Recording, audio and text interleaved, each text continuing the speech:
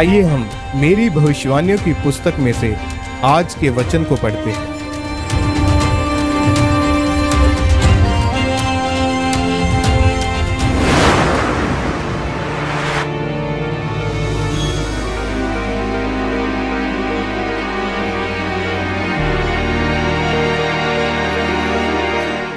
पहला कुरिन्थियों 1 अध्याय उसकी 26 और 27 आयत में लिखा है, हे भाइयों, अपने बुलाए जाने को तो सोचो कि ना शरीर के अनुसार बहुत ज्ञानवान और ना बहुत सामर्थी और ना बहुत कुलीन बुलाए गए, परंतु परमेश्वर ने जगत के मूर्खों को चुन लिया है कि ज्ञानवानों को लज्जित करे, और परमेश्वर ने जगत के निर्बलों को चुन लिया है कि बलवानों को लज्जित करे।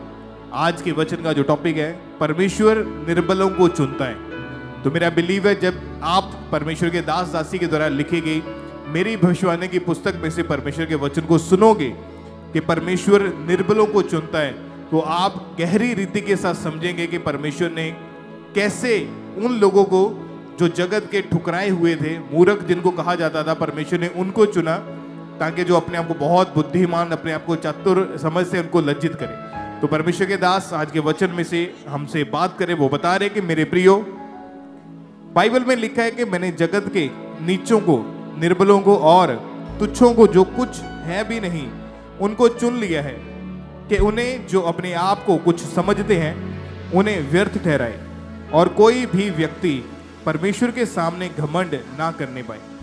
परमेश्वर अपनी सामर्थ्य को सिद्ध करने के लिए निर्बलों को चुनता है, ताकि जब दूसरे लोग निर्बलों को आशीषित होता हुआ देखें तो परमेश्वर की महिमा हो। मैं आपको यह बताना चाहती हूँ, परमेश्वर की दासी कह रही है कि मैंने स्कूल में, कॉलेज में, यूनिवर्सिटी में इतनी पढ़ाई की है, लेकिन इतना पढ़ी लिखी होने के बाद भी मुझे कोई भी फायदा नहीं हुआ था, क्योंकि जो ज्ञान हमें परमेश्वर देता है, चाहे वो पढ़ाई का हो, वो हमारे जीवन में तभी काम करता है जब हम बोलकर दूसरों को समझा पाते हैं, क्योंकि उद्धार के लिए और छुटकारे के लिए मुंह से अंगीकार किया जाता है। पर मेरे जीवन की यह सबसे बड़ी कमजोरी, सबसे बड़ी शर्मिंदगी, सबसे बड़ी निर्बलताई थी कि मैं बोलकर कुछ भी नहीं कह सकती थी, और मैं अपने शिक्षक से धीरे से जाकर बोलती थी कि मुझे कुछ भी खड़े होकर बोलने के लिए मत कहिएगा, क्योंकि मैं किसी के सामने बोल नहीं पाती हूँ।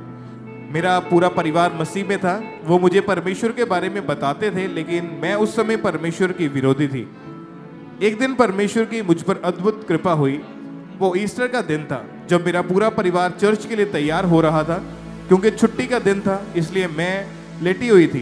तभी एकदम से परमेश्वर की सामर्थ मेरे शरीर पर उतरी, और उस समय मुझे ऐसा लगा कि मेरा पूरा शरीर पताल में धंस गया। मेरी आंखें खुली थी और मेरे माता पिता मेरे सामने चर्च के लिए तैयार हो रहे थे, लेकिन मैं कुछ भी बोल नहीं पा रही थी।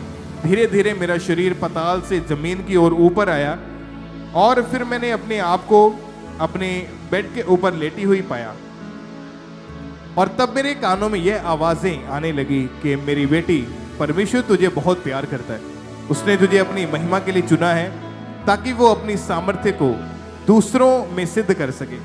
तब वो ईस्टर का दिन था जब मैं पहली बार चर्च में गई। अर्थात हम आर्थिक तौर से तो इतने गरीब थे कि जब हमने चर्च आना होता था तो लोगों से, किराने की जो दुकान से हम उधार लेकर चर्च आते थे। वचन में लिखा है कि हफ्ते के पहले दिन चर्च जाना जरूरी है, तो हम वचन को पूरा करते थे। कोई गरीबी, कोई बीमारी, कोई शर्मिंदगी हमें परमेश्वर से कभी दूर नहीं कर पाई। उसके बाद मेरा जीवन बदल गया। परमेश्वर ने मुझे आपके आत्मिक पिता और मेरे मेंटर के लिए मुझे चुना।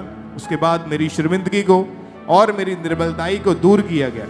आज ना केवल इस चर्च के लोग, बल्कि सभी ब्रांचों से लाखों लोग मुझे सुन पा रहे हैं। परमेश्वर ऐसे ही लोगों को चुनता है जो कमजोर है, जो निर्बल है, और जो पवित्रताई के साथ उसके कामों को कर सके, ताकि कल को कोई यह ना कह सके कि अपनी ताकत से मैं सफल हुआ हूं, और लोग अपने ऊपर घमंड ना करने पाए। इसलिए मेरे प्रियो, परमेश्वर के वचनों पर पवित्रताई के साथ चलते चलें, रोज बाइबल को पढ़ें और फिर परमेश्वर पर भरोसा रखें। परमेश्वर एक दिन आपकी गवाही के साथ आपको खड़ा करेगा। सब कहें आमीन। अपने हाथों को उठाएं, आंखों को बंद करके कहें, सर्वशक्तिमान परमेश्वर, सर्वशक्तिमान परमेश्वर, आज मैं तैयार हूँ आज मैं तैयार हूँ आपकी महिमा करने के लिए। आपकी महिमा करने के लिए। मैं जो अपने एरिया में बहुत कमजोर समझा गया, बहुत कमजोर गरीब समझा गया, लेकिन परमेश्वर आपका वचन कहता है, आपका वचन कि आपने मुझे चुन लिया है, आपने मुझे अपना बेटा बनाया, अपनी बेटी बनाया। परमेश्वर मैं तैयार हूँ आपके कामों को करने के लिए। प्रभु यीशु मसीह के सामर्थी नाम में मांगते हैं, आमीन। वेदों को परमेश्वर के दास के द्वारा जानने के लिए और ऐसी और नई वीडियोस को देखने के लिए हमारे YouTube चैनल को सब्सक्राइब करें और साथ में बेल आइकन को प्रेस करें ताकि ऐसी और नई वीडियोस की नोटिफिकेशन सबसे पहले आप तक पहुंच सके। जुड़े रहें परमेश्वर की हजूरी के साथ। God bless.